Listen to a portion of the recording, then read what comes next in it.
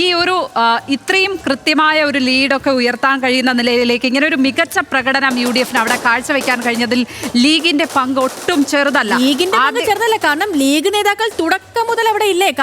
കൈമെയ് മറന്നുള്ള ഒരു പ്രവർത്തനം, അത് ഈ ആര്യാടൻ ഷൗക്കത്ത്, ആര്യാടൻ മുഹമ്മദ് ഒക്കെ നടത്തിയിട്ടുള്ള ലീഗ് വിരുദ്ധ പരാമർശങ്ങളൊക്കെ ആദ്യഘട്ടത്തിൽ എടുത്തു കാണിച്ചെങ്കിലും ലീഗിന് ഭരണത്തോടുള്ള അടങ്ങാത്ത അഭിവാഞ്ച അത് തന്നെയാണ് ഈ വലിയ വിജയത്തിലേക്ക് ഇവരെ നിയമസഭാ തെരഞ്ഞെടുപ്പിൽ ഭരണം പിടിക്കുക എന്ന് പറയുന്നത് UDF-നെ സംബന്ധിച്ച് അത് വേണം. അവർക്ക് ആ ഒരു ഭരണം കിട്ടിയേ മതിയാവുകയുള്ളൂ, പ്രത്യേകിച്ച് ലീഗിന്. അതുകൊണ്ട് തന്നെ ലീഗ് അവിടെ ആഞ്ഞു പണിയെടുത്തിട്ടുണ്ട്.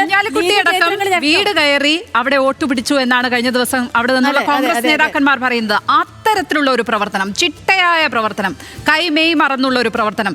ആദ്യം പാണക്കാട് കുടുംബത്തിലെ അബ്ബാസ് അലി തങ്ങൾ അവിടെ കൺവെൻഷൻ എത്തിയില്ല എന്നൊക്കെയുള്ള ഒരു ചെറിയ മുറുമുറുപ്പ് ഉണ്ടായിരുന്നെങ്കിലും അതിനെയൊക്കെ കവച്ചു വയ്ക്കുന്ന, അതിനെയൊക്കെ മായ്ച്ചു കളയുന്ന ഒരു പ്രവർത്തനം അവർക്ക് ആ മണ്ഡലത്തിൽ കാഴ്ചവെക്കാൻ കഴിഞ്ഞു എന്നുള്ളതാണ് ലീഗിന്റെ വിജയം. വന്ന സമയത്ത് അത് ലീഗിനെയൊക്കെ ബാധിക്കുമോ, ലീഗ് അതിൽ എങ്ങനെയായിരിക്കും നിലപാടെടുക്കുക, അതിൽ VD സതീശൻ പറഞ്ഞ കാര്യങ്ങളൊക്കെ നിലമ്പൂർകാർ എങ്ങനെ ചർച്ച ചെയ്യും, ഒരു വർഗീയത ഇതിലേക്ക് വരുന്നോ തുടങ്ങി പല തരത്തിൽ ഈ ചർച്ചകളൊക്കെ ഇങ്ങനെ പോയതാണ്. പക്ഷേ